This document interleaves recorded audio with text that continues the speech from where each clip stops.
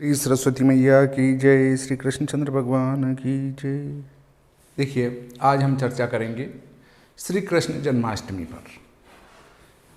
श्री कृष्ण जन्माष्टमी इस बार 2 दिन मनाई जाएगी, इसमें कोई दो राय नहीं है।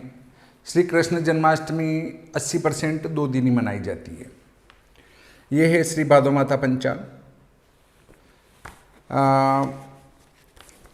श्री कृष्ण जन्माष्टमी पर हम चर्चा करेंगे। देखिए,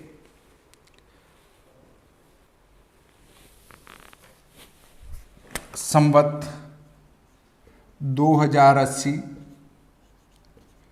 शक 1945 भाद्रपद कृष्ण पक्ष सप्तमी बुधवार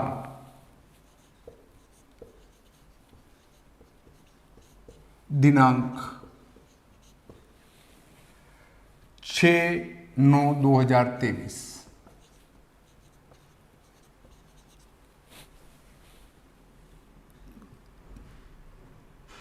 सप्तमी का मान, सप्तमी का जो मान पंचांग में लिखा है निमज का, वो 23 फल है।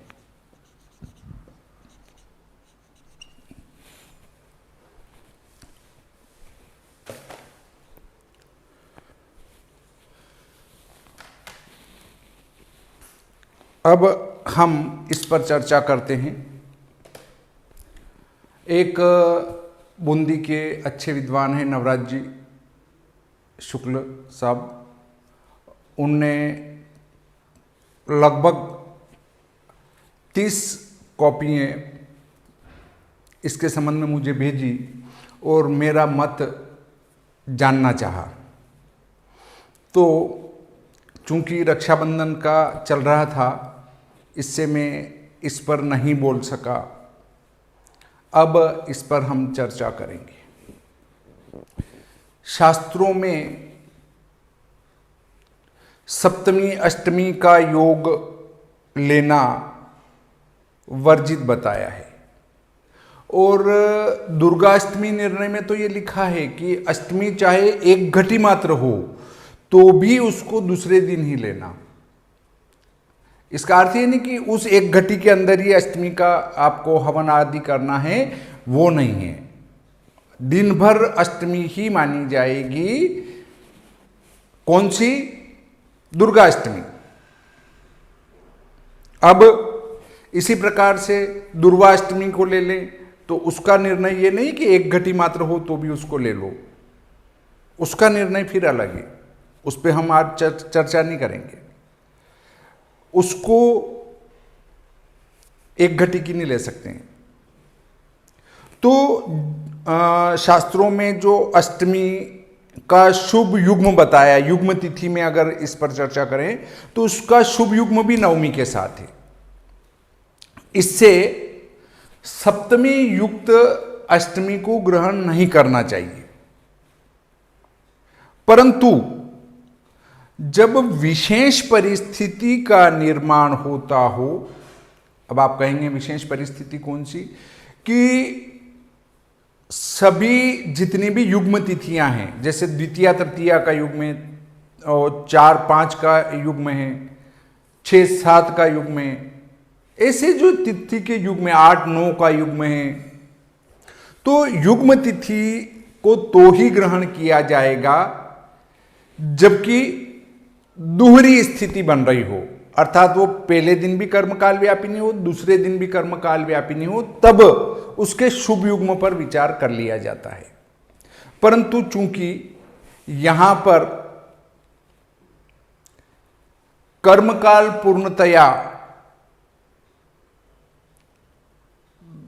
2 प्रकार से नहीं बन रहा है। 2 प्रकार का अर्थ है कि 2 दिन कर्मकाल व्यापिनी तिथि नहीं बन रही है।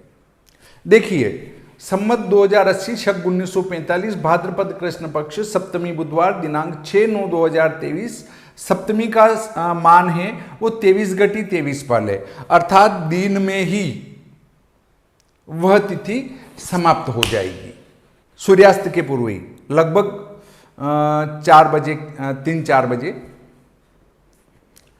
तो और उसके बाद अष्टमी आ जाएगी।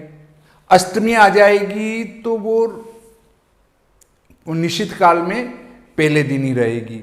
अगले दिन यदि अष्टमी के मान पर विचार करें तो अगले दिन जो है 7 तारीख को अष्टमी का मान है 24 घटी तर्पण फल।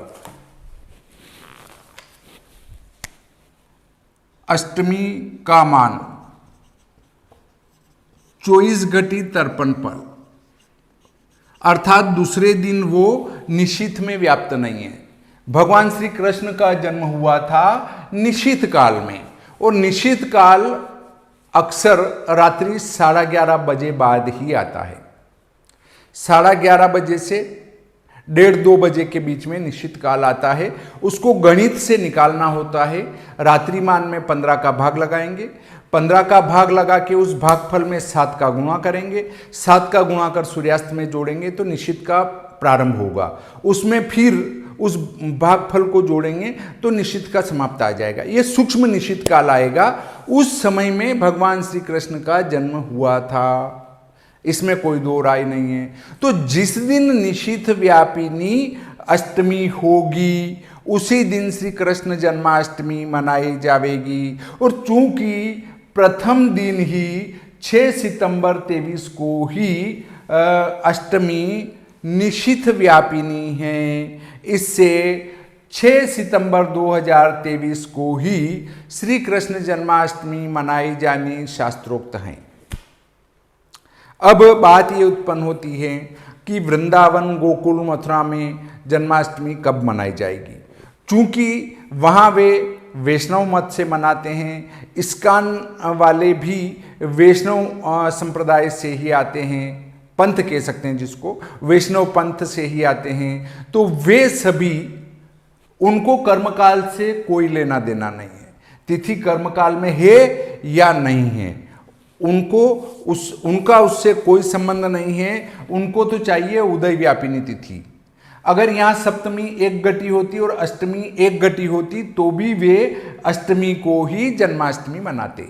इसलिए वृंदावन, गोकुल, मथुरा आदि नाथ द्वारा इनमें जन्माष्टमी दूसरे दिन मनाई जाएगी।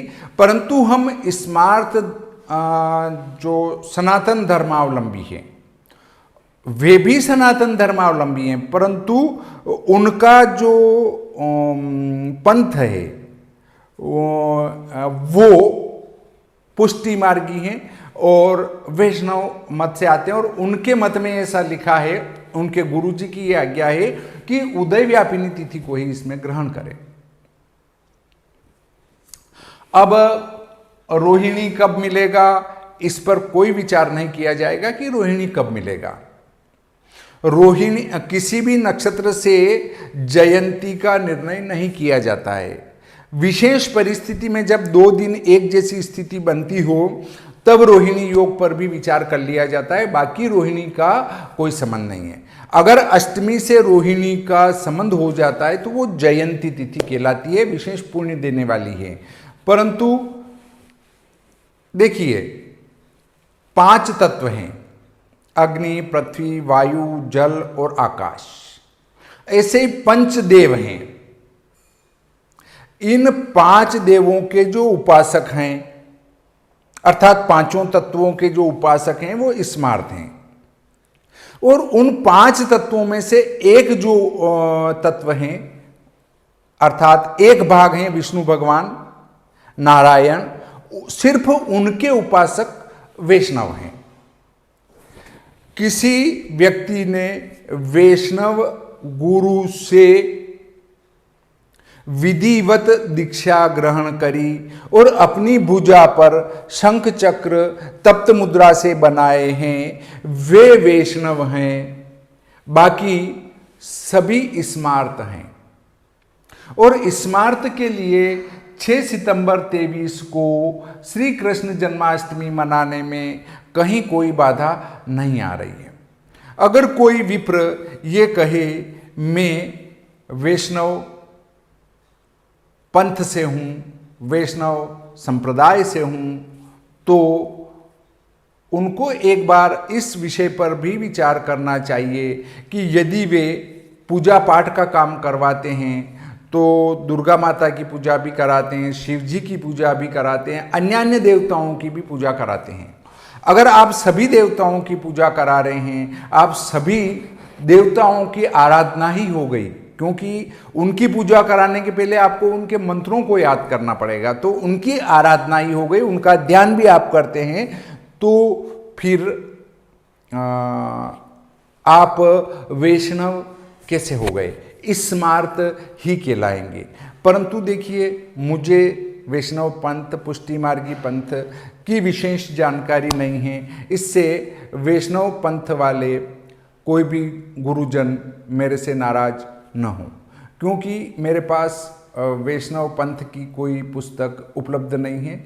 धर्म सिंधु, निर्णय सिंधु में जो कहीं कुछ लिखा है वैष्णव पर्व, वैष्णव मत से अष्टमी निर्णय, तो वो मुझे इतना ही पढ़ने को मिला है, क्योंकि मेरे पास वो ग्रंथ नहीं है, तो मैंने नहीं पढ़े हैं। मैं जो कहता हूँ साफ कहता हूँ, जितना ज्ञान है उसके अनुसार मैंने बताया। परंतु जो हमारे पंचदेवोपासक हैं उनको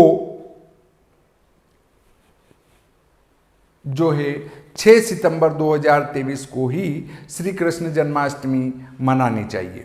और ये त्योहारों के 2-2 दिन मनाने को लेकर जो भ्रम उत्पन्न होता है और बार बार लोगों को ये प्रश्न करना पड़ता है कि मैं जन्माष्टमी कौन सी मनाऊं, मैं एकादशी का व्रत कब करूं, तो मैंने ये झंझट ही समाप्त कर दिया। श्री भादवा माता पंचांग में सिर्फ और सिर्फ एक व्रत पर्व ही लगाया जाता है। इस वर्ष से जो चालू वर्ष है, यहाँ से एक को चालू कर दिया हमने, 2 को नहीं लगाते हैं। अब कई प्रश्न आते हैं कि आपने फिर दूसरे जो धर्म हैं उनकी जयंतियाँ भी तो लगाई है। हाँ, तो वैष्णव की लगाने में क्या दिक्कत है, पर वहाँ पर चूंकि वो उस धर्म के लोग ही मनाते हैं इसलिए उनकी जयंती लगा दी। परंतु यहाँ अगर मैं एकादशी व्रत 2 दिन लिखूंगा तो स्मार्त वाले भी चक्कर में पड़ेंगे, वैष्णव वाले तो दूसरे दिन करते ही हैं। इसलिए यदि कोई हमारे सनातन धर्मी वैष्णव पुष्टि मार्गी पंथ को स्वीकार करते हैं तो और श्री भादव माता पंचांग का उपयोग करते हैं, तो उसमें जो व्रत पर्व लिखा गया है वो स्मार्त वाला है, उससे दूसरे दिन का उनको ग्रहण कर लेना चाहिए, ताकि ज़्यादा जनता स्मार्त हैं, इससे वो चक्कर में न पड़ें। इससे मैंने जो है त्योहार एक दिन लगाया है। बाकी मेरा किसी से कोई द्वेष नहीं है। सभी, चाहे आप इस्कॉन के दो, चाहे आप निम्बार्क के दो, चाहे वैष्णव के दो, चाहे कबीर पंथ के दो, चाहे गुरु नानक साहब के दो, आदि आदि जितने भी पंथ हैं वे सभी सनातन धर्म के ही अंग हैं। उनको अलग नहीं किया जा सकता और करना भी नहीं चाहिए और सोचना भी नहीं चाहिए, विचार भी नहीं करना चाहिए। तो श्री कृष्ण जन्माष्टमी आपको कब मनाना है? 6 सितंबर 2023 भाद्रपद कृष्ण पक्ष सप्तमी बुधवार को। इस प्रकार आज का ये प्रकरण यहीं समाप्त होता है। श्री कृष्णचंद्र भगवान की जय, श्री सरस्वती मैया की जय।